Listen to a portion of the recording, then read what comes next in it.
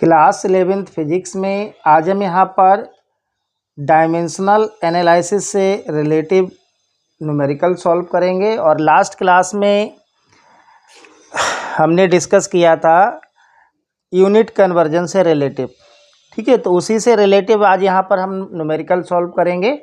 और देखो यहाँ पर हमने न्यूमेरिकल लिया है कि convert 1 newton into the dyne, ठीक है। यानी कि 1 न्यूटन को आपको डाइन में कन्वर्ट करना है। तो क्वेश्चन क्या है, convert 1 newton into dyne by the method of dimensional analysis where newton is the SI unit भी बोल सकते हो और या एमकेएस यूनिट, ठीक है।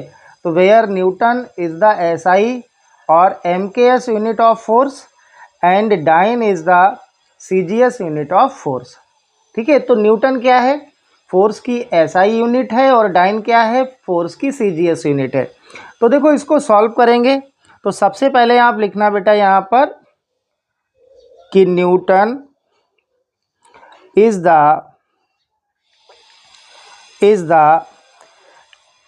एसआई और MKS unit of force,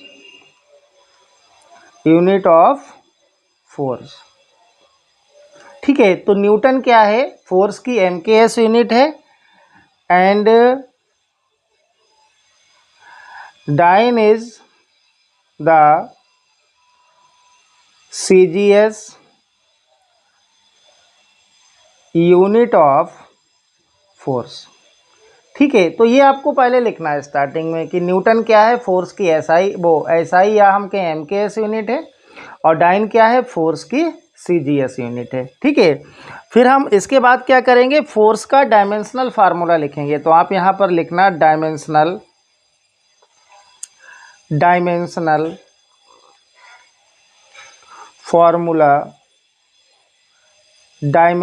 formula of force is. अब देखो फोर्स का डायमेंशनल फार्मूला क्या होता है, फोर्स का डायमेंशनल फार्मूला होता है mL/T-2, ठीक है। फोर्स का डायमेंशनल फार्मूला होता है mL/T-2। अब देखो m की कोई पावर नहीं है तो इसकी पावर आप 1 लगा दीजिएगा, l की कोई पावर नहीं है तो इसकी पावर आप 1 लगा सकते हैं। तो देखो यहाँ पर हम लोग a की वैल्यू क्या हो जाएगी, हमने लास्ट क्लास में बताया था, जो हम ये फंडामेंटल यूनिट्स के ऊपर जो पावर लगाते हैं उसमें a की वैल्यू क्या होगी, m की पावर ये होता है। तो a इक्वल टू क्या होगा 1, v इक्वल टू क्या हो जाएगा 1 एंड c इक्वल टू क्या हो जाएगा बेटा -2। अब यहाँ से आप एक साइड में लिखना एसआई यूनिट, आप एसआई यूनिट भी लिख सकते हो और एमकेएस यूनिट भी लिख सकते हो। और दूसरे साइड में लिखना आप सीजीएस यूनिट, क्या लिखेंगे आप, एमकेएस यूनिट। देखो यहाँ पर आप चाहे तो एमकेएस यूनिट भी लिख सकते हैं और सीजीएस यूनिट भी लिख सकते एमकेएस यूनिट या एसआई यूनिट, और इधर लिखेंगे आप सीजीएस यूनिट। तो हमें क्वेश्चन में क्या कह रहा था आपसे कि 1 न्यूटन को डाइन में कन्वर्ट करना है, यानी कि आपको एमकेएस को सीजीएस में कन्वर्ट करना है, ठीक है। तो N1 कितना है, यहाँ पर N1 की वैल्यू है 1 और M1 कितना है, M1 हो जाएगा 1 kg, यानी कि मास की यूनिट क्या होती है, किलोग्राम।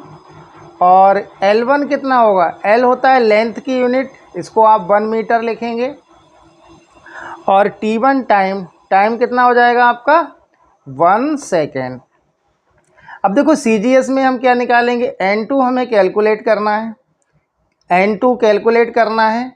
और M2 क्या होगा, M2 यानी कि अगर MKS में मास की यूनिट किलोग्राम तो CGS में ग्राम होती है। तो M2 को क्या लिखोगे आप 1 ग्राम और L2 क्या हो जाएगा 1 सेंटीमीटर एंड T2 क्या हो जाएगा 1 सेकेंड, ठीक है। तो ध्यान रखना जैसे MKS है यहाँ पर MKS या SI, तो MKS या SI में मास की यूनिट होती है किलोग्राम, लेंथ की मीटर और टाइम की सेकेंड। CGS में मास की ग्राम हो जाती है, लेंथ की सेंटीमीटर और टाइम की सेकेंड। अब यहाँ पर आप फार्मूला अप्लाई कर दोगे। फार्मूला क्या था? N2 इक्वल टू N1 और आपने लिखा था M1 डिवाइडेड बाय M2 की whole power A, L1 divided by L2 whole power B और T1 डिवाइडेड बाय T2 की होल पावर C। ठीक है, तो यहाँ पर आप वैल्यू पुट करिए। तो देखो N2 इक्वल टू N1 कितना है 1 और देखो M1 कितना है, M1 है 1 किलोग्राम यानी कि 1 kg और M2 कितना है 1 ग्राम और डिवाइडेड बाय A कितना है, देखो आपने यहाँ पर A लिखा है, A कितना है 1 है, तो इसकी होल पावर क्या हो जाएगी, होल पावर 1। इसी टाइप से देखो L1 कितना है 1 मीटर, L2 कितना है 1 सेंटीमीटर और B कितना था 1। ऐसे देखो T2 कितना है 1 सेकेंड और T1 कितना है 1 सेकेंड और T2 कितना है 1 सेकेंड और इसकी C की पावर कितनी आई थी, देखो -2, तो C की पावर आप लगा देंगे -2। अब आप इसको सॉल्व कर लीजिए। देखो 1 इंटू, हमें MKS को CGS में कन्वर्ट करना है, तो हम किलोग्राम को ग्राम में कन्वर्ट करेंगे और मीटर को सेंटीमीटर में। सेकेंड टाइम की यूनिट चेंज नहीं होती है, ठीक है। तो 1 किलोग्राम में कितने ग्राम हो जाएंगे, 1000 ग्राम हो जाएंगे divided by 1 gram. Whole power क्या है 1। ऐसे देखो बेटा 1 मीटर में 100 centimetre divided by 1 centimetre, power कितनी है 1 और 1 सेकेंड डिवाइडेड बाय 1 सेकेंड और इसकी होल पावर क्या है -2। अब आप इसको सॉल्व कर लीजिए। देखो ग्राम से ग्राम कैंसिल हो जाएगा, अब 1 से जब आप डिवाइड करेंगे तो ये कितना आएगा 1, तो ये वाला ये 1000 आएगा, ठीक है, और इंटू इसी यहाँ पर भी ऐसे ही हम सॉल्व करेंगे तो ये कितना आएगा 100 आएगा, ठीक है। और देखो 1/1 और सेकेंड से सेकेंड कैंसिल हो जाएगा तो 1 बचेगा, 1 की पावर -2 है तो ये 1 ही आ जाएगा। अब आप इसको सॉल्व कर लीजिए। यहाँ पर जब आप इसको सॉल्व करेंगे तो देखो 1 से जब हम मल्टीप्लाई करेंगे तो वही आ जाएगा, तो इसको हम 1000 को क्या लिख सकते हैं 10 की पावर 3 और 100 को लिख सकते हैं 10 की पावर 5।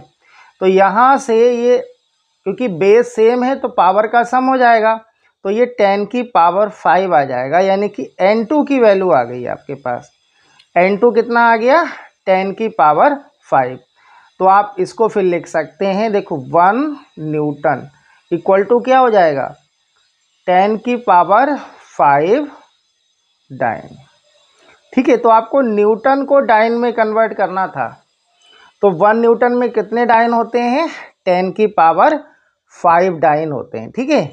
अगर यहाँ से आपसे पूछा जाए कि एक डाइन में कितने न्यूटन होंगे, यानी कि 1 डाइन इक्वल टू, अब देखो 10 की पावर इक्वल के इधर डिवाइड में आएगा फिर ऊपर जाएगा तो माइनस हो जाएगा, तो ये 10 की पावर -5 न्यूटन आ जाएगा। तो फाइनली आप ये रिजल्ट याद रखना कि 1 न्यूटन में 10 की पावर 5 डाइन होते हैं और 1 डाइन में 10 की पावर -5 न्यूटन होते हैं।